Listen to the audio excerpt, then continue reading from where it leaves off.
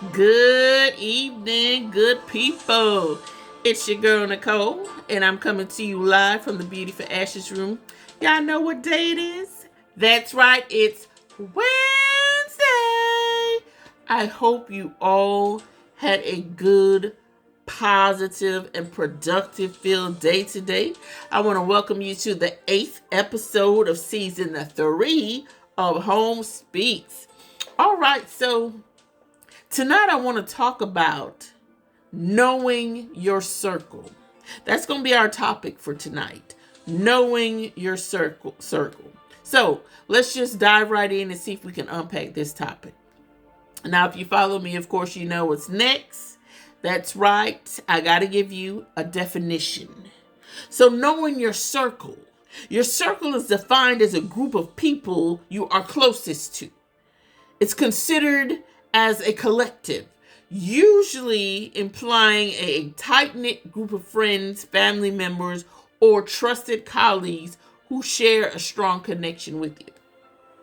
The people in your circle are those you trust deeply and you confide in readily, and most times it's people who share similar interests with you, similar beliefs, or similar life experiences. There's something connecting you two together. There are to be, or considered to be, or you would hope them to be the most trusted people in your life. But in these days and times, and I can speak from experience, you can't trust everybody. You cannot trust people.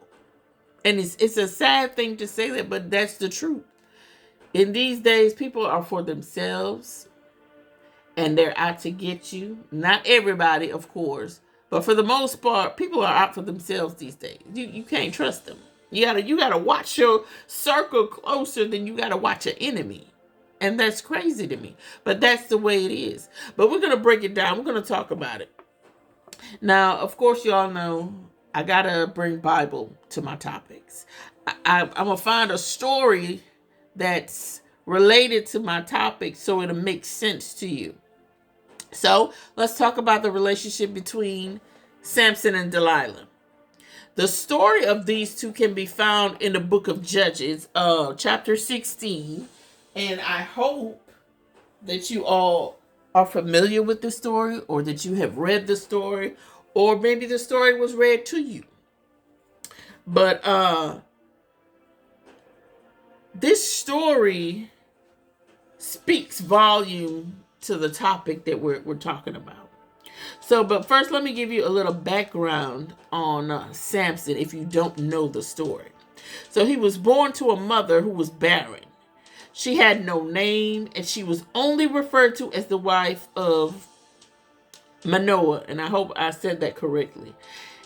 And then an angel of the Lord appeared to her and told her she would become pregnant and give birth to a son.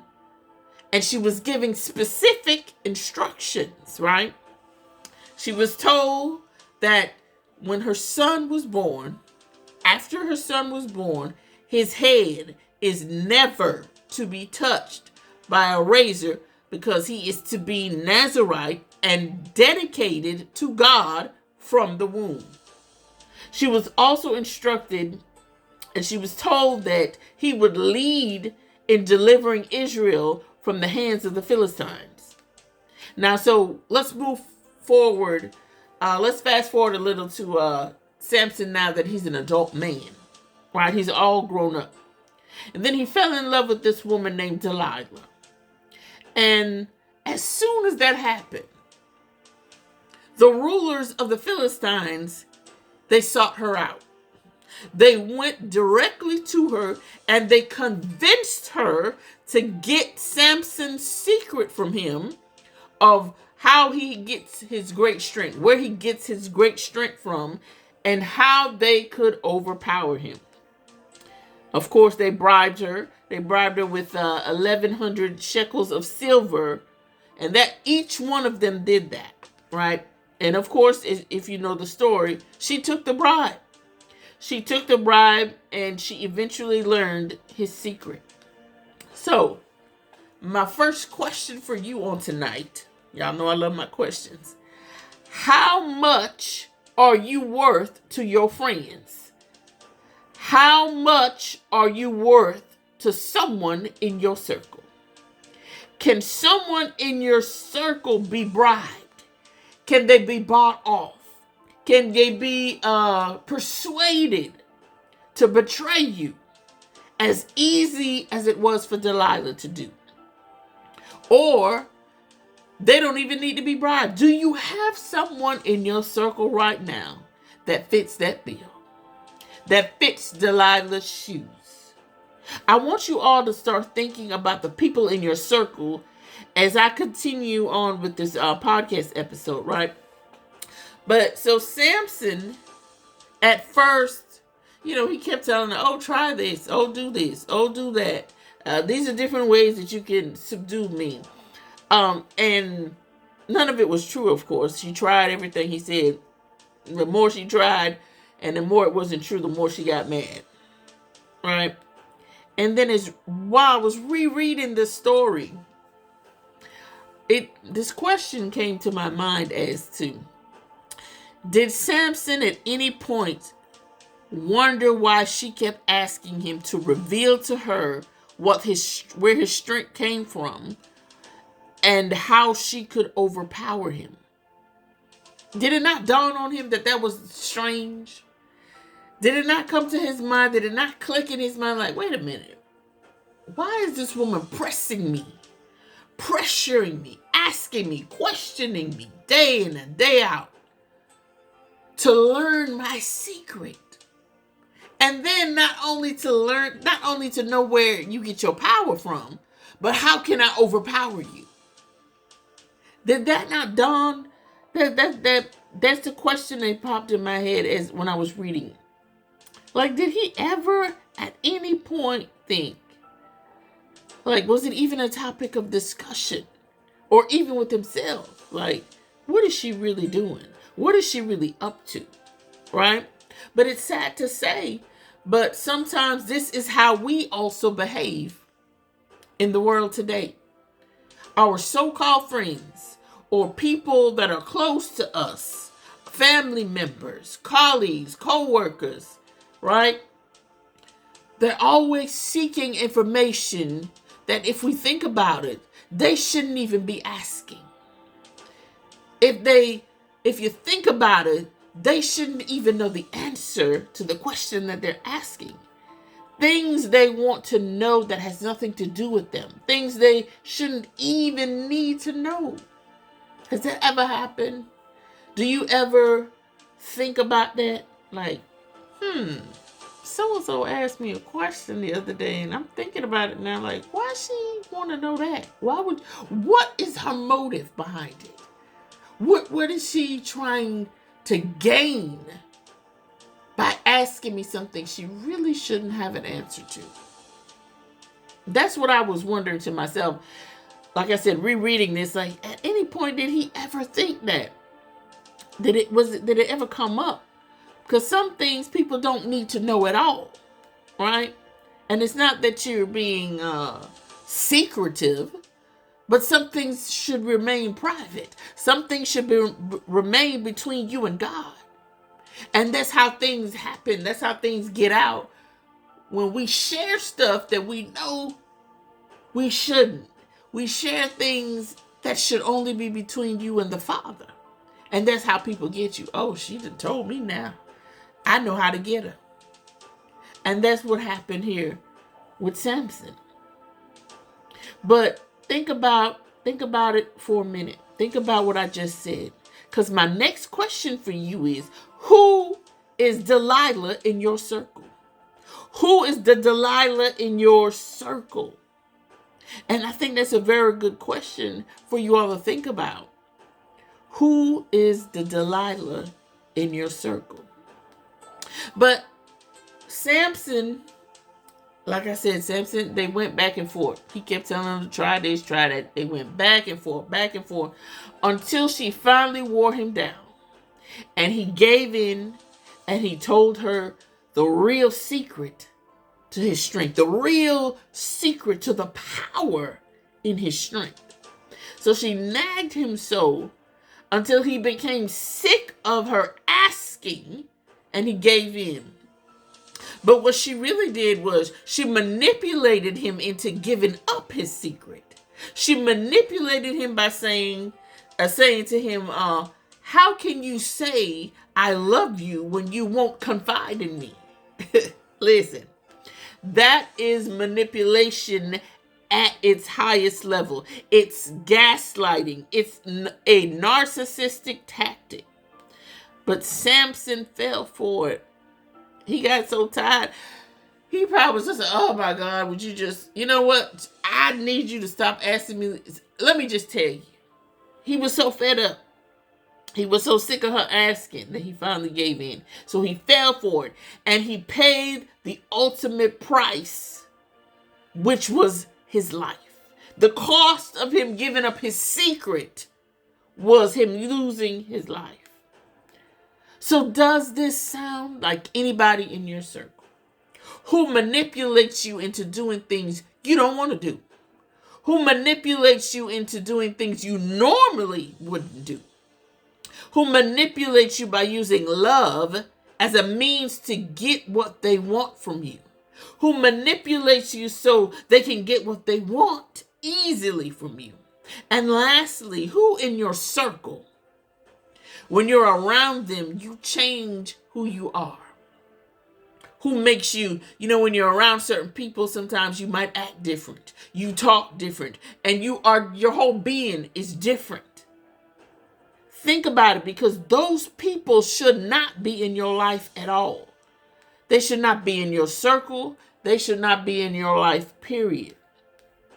But as soon as Samson confided in her, she ain't wasting no time. She ran with what the information she got, and she went straight to the enemy. And she told them everything. She didn't waste no time. But again, who does this sound like? That sounds like the people of today. And it's a sad truth that you confide in someone that's in your circle and you think, oh, I know I could tell Susie or John, and it'll never leave their lips. And as soon as you turn your back, Mary Jane is calling you. I didn't know XYZ. What else can you think? There's no way she could have known or he could have known this unless the person I confided in shared my story, shared my secret. But again, like I said, in these days and time that we're living in, those are the kinds of things that happen. But she didn't waste any time. She went directly to the enemy. So once they got the information, of course, they did what they did. And it cost him everything. It cost him everything. And some people that are in your life and in your circle is only there to take from you, to cause you to lose everything you got. Listen, people who have nothing will help you lose everything. Let me say that again for the ones who missed what I just said. People who have nothing will help you lose everything. So be mindful of your circle. Be mindful of how much information you share. Be mindful of how much unrestricted access people have to you.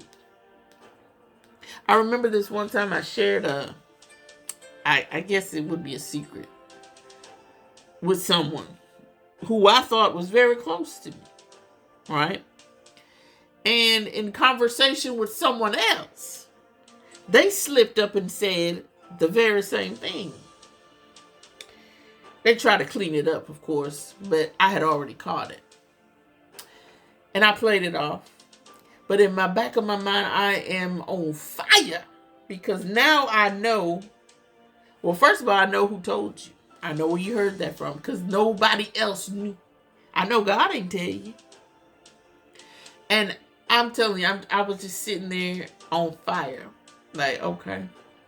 So now in the back of my mind, I now know that I can't trust this person anymore. A person in my circle now, they can't be trusted. But this is what happened with Samson. Delilah betrayed his trust, and it was all done for money. Nothing more, nothing less. That's why I asked you earlier, is there anyone in your circle that will sell you out for money? She did it for money. That's all it was. That's all she got. She didn't get no high position. She didn't become a queen or nothing. She just got money. So again, I go back to the question, who in your circle will sell you out for money or material things, or maybe for a job advancement or a higher position in the church, or just to get ahead, or just because they secretly don't like you? Listen, this type of stuff happens all the time in so many people's lives. So check your circle. More often than not, there's always going to be a snake in your circle. The question is, do you know who your snake is? Do you know who your Delilah is? Who wears the shoes of Delilah? Do you really know your circle? Because Samson trusted who was in his circle. He trusted her. Who he thought was good for him, who he thought cared for him, who he thought had his best interest at heart.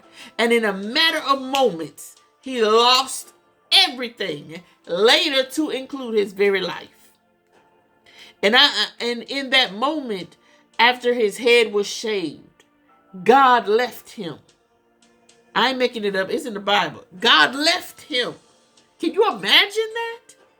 And he didn't even know it until they were gouging out his eyes. My God. Can you imagine not knowing that you were betrayed by your circle until it's too late? Until they're gouging out your eyes? Can you imagine what that would feel like? Can you imagine what Samson felt like in that moment? Now after they did that, now he's been made to perform in front of his enemies. What? Come on now. What if that were you? Good people, this is what betrayal looks like from within your circle.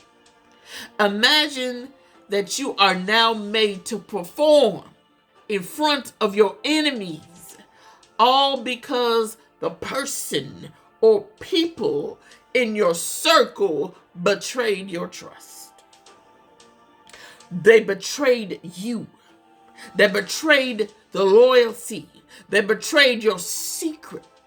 And they used it for their gain and to kill you. My God. What? That's what happened to Samson? I need y'all to catch what I'm saying. This is why it's important to use discernment when dealing with people, but especially those within arm's reach. They're right there in your circle. You talk to them daily. You text with them. You talk on the phone. You go out to eat. You hang out. They know your business. You know their business. I'm talking about that level of trust. Those people in your circle should be vetted before they have that much access to you. And the only way you can vet people is through the Holy Spirit that gives you the power of discernment. Before you share your life stories and your secrets, your struggles, your pain, even your happiness, even your joys, even the good stuff, there's always going to be somebody that want to take it from you. So you got to know your circle. Because some people, that's their only job. Some people get close to you only to take away from you. They want to watch you fall down. They want to watch you fail at whatever you're doing. They want to watch you lose everything. They want to watch you even lose your mind. They want to watch you lose everything that is attached to you. And then there's some whose sole purpose, their sole assignment is to figure you out, learn what your anointing is in, and use it against you. Discernment is key to knowing your circle. Asking God to show you who they are is key to knowing your circle. Now, let me say this about asking God. Be careful with that, because when you ask God to reveal who people are to you, their trueness, their real reflection, He's going to do what you ask Him to do, right? And in my experience, it wasn't nothing good about it. It was not good. Of course, it was good that I eventually knew. It was good that I knew, right? That I now know. But when the revelation came, that it's like pain. It's like grief. No, not so and so. God, I must have misheard God, because I know it can't be that person. So be careful when you ask God to pull the mask away, to show people their true faces to you, the people that are close to you. Be careful, because you got to be ready for the revelation when it comes. But He's going to do it if you ask Him to do it. So it was good and it was bad. It was good to know, of course. But it was bad that it was the person who it was, if that makes sense. Like, what? It can't be them. No, God, I'm coming back again, because I need you to reveal it again. Tell me again. Tell me that I heard you correctly. Because sometimes we don't want to believe it. We don't want to believe it. So yes, sometimes you're going to have people in your circle that means you no good. And by the time that you figure it out, hopefully it's not too late. But most of the time, the damage was already done. But when I was thinking about my situation, if I go back and think about it now, God had already started revealing stuff before I even asked. He was showing me things, and I was dismissing it because of how I felt about this person. No, they wouldn't do me like that. No. So we have to stop dismissing our discernment. We have to stop downplaying our discernment. What we see is really what we see. And then when we ask God to verify it, and He does, don't dismiss it again. I'm just telling you from experience. It'll save you a whole lot of heartache if you just say, you know what, God, I'm asking because I really need to know. But before you reveal it, prepare my heart, prepare my mind for your answer. That's my advice to you for that part. That's what I wished I had did before it was revealed to me. But God, He'll show you the true faces of people. But you have to believe what He shows you. Don't go off of emotion or your flesh. Go off of what you know you heard from God. And then you believe it, right? But God tells you. He'll show you. You just have to believe it. And like Maya Angelou said, when people show you who they are, believe them the first time. Let me say that again. When people show you who they are, believe them the first time. See, the first time Delilah asked Samson, hey, tell me your secret. I want to know where you get your strength from. And then I want to know how I could overpower you. That should have been his red flag right there. That should have been this sounds like the enemy talk.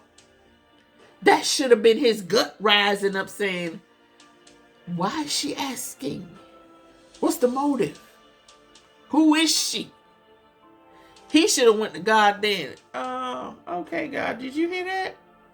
Well, tell me what I need to do. That should have been the conversation. But of course, that didn't happen.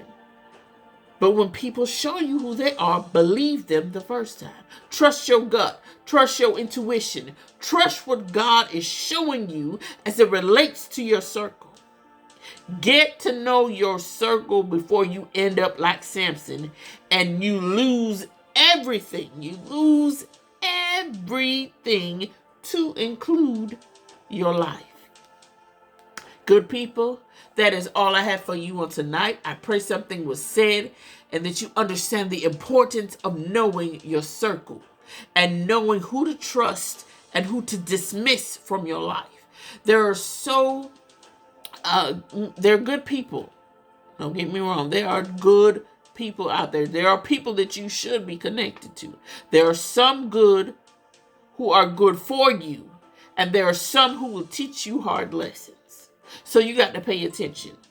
Stay woke, as the young folks would say, right? Stay woke. Stay focused. Don't miss the red flags. Don't miss the little conversations, the little whispers from God. Hey, you saw that, right? Don't dismiss those things. It matters who is in your circle, but it matters more who is not. And when you find the one that are not for you, you give them the benediction to your life and you close that door behind you. Access is denied. No, you can't come back. No, you cannot come back. Get to know your circle before it costs you more than you're willing to pay. I thank you all for listening. You all can follow me on my Facebook page, HolmesSpeaks. You can follow me on YouTube for my weekly Wednesday podcast, HolmesSpeaks. You can also visit my website, Beauty for Ashes 8, that's the number 8.com, to purchase my book, Beauty for Ashes, the story behind the breakthrough. And you can also find my book on Amazon. And as always, if nothing else, remember, you are appreciated. You are needed. You are valued. You are heard. And most of all, you are loved. And every day you wake up, not yesterday, not today when you got up, not hopefully tomorrow, but every single day that you wake up, God will give you beauty for ashes. I'm your host, Nicole, and I'll talk to y'all later. Peace.